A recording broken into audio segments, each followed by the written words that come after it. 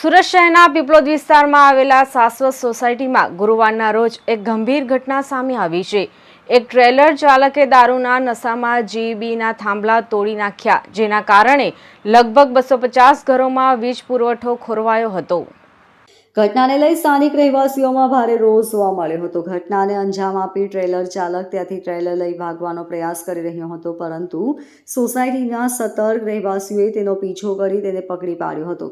પ્રાપ્ત માહિતી મુજબ ટ્રેલર ચાલક દારૂના ફૂલ નશામાં હોવાનું રહેવાસીઓએ જણાવી રહ્યું છે। ઘટનાની જાણ થતાં લોકોએ તાત્કાલિક પોલીસને બોલાવી ટ્રેલર ચાલકને પોલીસના હવાલે કરી દીધો હતો।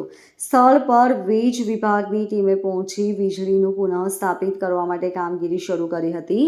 પોલીસ આ મામલે વધુ તપાસ હાથ ધરી છે। Bureau report LK star news, Surat.